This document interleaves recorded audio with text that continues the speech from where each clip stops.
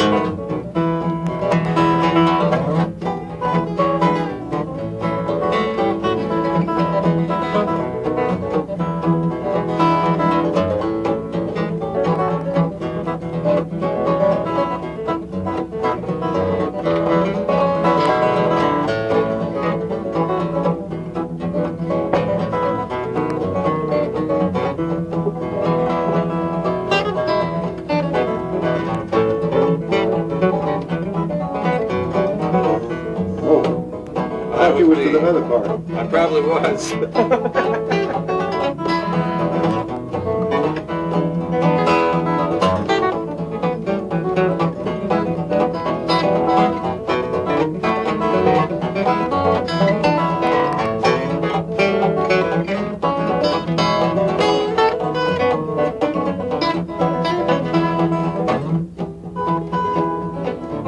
I'm just going to jump in here because this is so cool just to see three musicians just jamming together backstage. And what I love about this whole thing is that this obviously isn't rehearsed. You can see that Chet picked up his guitar. He thought, I've got to get a piece of this action. So he got involved and he started tuning up his guitar really quietly, but then he got himself into the mix. And then when Doc was playing, there's so much great flat picking going on here. But Doc playing through that solo section there, this is like you're watching a show. You can imagine this under lights in a huge venue with loads of people watching, but it's just so cool to see it in this setting. And this just goes to show that all these great musicians that everyone looks up to, they're just regular guys that just love playing, and just pure artists and pure musicians that just love playing the instrument and will play for nothing. It's not about money for these kind of guys. It's just all about the music and just getting your guitars out and jamming. There's nothing better. And these guys, what's so great about it is that they all know their place. And here, Doc went in for that solo section. This is no way rehearsed. They haven't been rehearsing all day and then said, okay, let's set up an impromptu looking video, but we've rehearsed it a lot. Obviously, they all know the track, but then there's a difference between all knowing the track and then working something out on the fly as to who's going to be playing lead when and who's going to be playing most of the rhythm. At what point is Chet then going to get into a solo? When's Doc going to take the reins? And same for Leo. When's he going to throw in the solo? So the fact that Leo started out and then it went over to Doc, they're not talking. They're just literally communicating through the music. And when you've got three guys at this level, then that's all it takes is just a nod or even just going on the music. Of course, Doc is blind, so he's just using those cues that he can hear and he's just waiting to come in with his solo, and he knows instinctively when it's his time to get on those lead notes. And I've featured these guys independently on my channel before, so we know exactly how good they are at supplying those running bass lines in combination with that upper melody that they'll have going on at the same time. So they can all do that independently. So when they come together, there's so many cool rhythmic elements here. And the reason this is just moving along so well is because they're all locked into the groove. Obviously, we haven't got a drummer here. They're just listening to each other and they're absolutely fixed on that offbeat. So if you imagine it, you've got the 1 and 2 and 3 and 4 and 1 and 2 and 3 and 4. So those ands that's where the emphasis comes in, and they all know that. They're all really locked into that groove. So when they then go off into a solo part, they don't have to worry too much about supplying that groove, but then the other two are absolutely on it, and then they're just waiting for their turn to then take over for their own lead part. So we're going to have Chet coming up soon with his own lead break. Again, it hasn't been organized beforehand. It's just been Leo, Doc, and then Chet is just waiting for this opportunity now. He knows exactly how many bars he's got until he's coming in, and he's just waited for Doc to finish. Doc will go back to the rhythm now, and then Chet will come in with his own lead break now.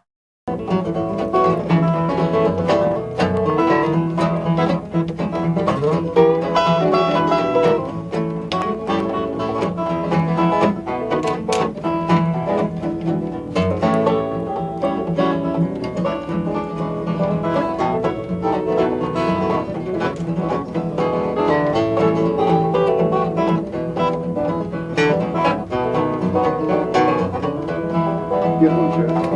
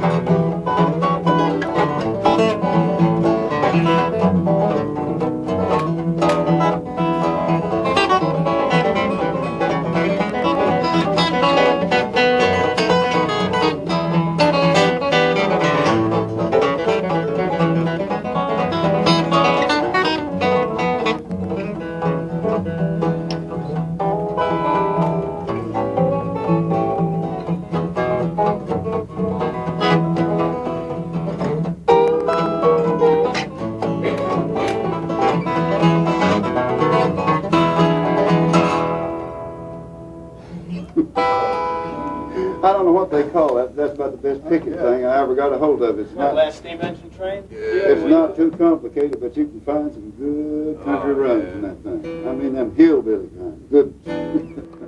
And there we go. And I love that little bit at the end where Doc is just saying that that's about the best picking thing I've ever got a hold of. Is something like that he's saying. It's quite hard to make it out. And the two guys that were watching at the beginning of the video that were in shot, I don't know where they went. Hopefully they were just getting out of shot, because there can be nothing more important than watching these three jam just in this setting. I mean, talk about a rare thing to see. You'd pay good money back in the day to see these three on stage, and that performance never needs any rehearsal, because guys that are this good, they can literally just do it on a dime, as they say in the USA.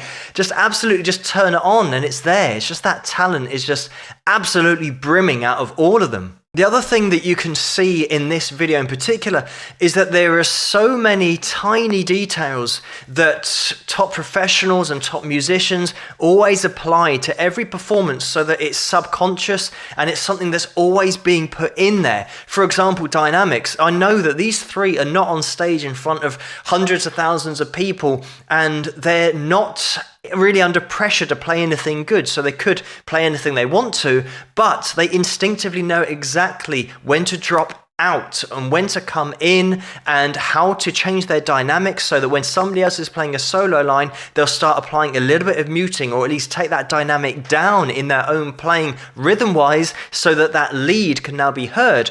Going through and watching this video again, it's one of those things that you don't really notice too much because it's so well done, but the fact that, say for example, when Doc is playing his lead section with all that flat picking, Leo and Chet will bring down their rhythm playing so that lead section really stands out. So this is great because this is just a camera picking up the audio here, so it's not a great mix, but the mix that we're getting is because of the professionalism of the players on show. They're all editing their playing to make sure that the one instrument that should be shining is shining. The other cool thing is the way that we've got that contrast of styles. Doc is doing just flat picking here, so you can see that all that alternate picking going on, and the way that he's playing the root notes of the chord and then jumping over to the top end of the chord to get that 1 and 2 and 3 and 4 that I mentioned earlier, that offbeat groove, whereas then Chet is playing with a little bit of hybrid picking in there, and then does a few unison bends and really does some cool lead stuff as well, but it all really fits the piece. I know that Doc says at one point, says, "Oh, nice one,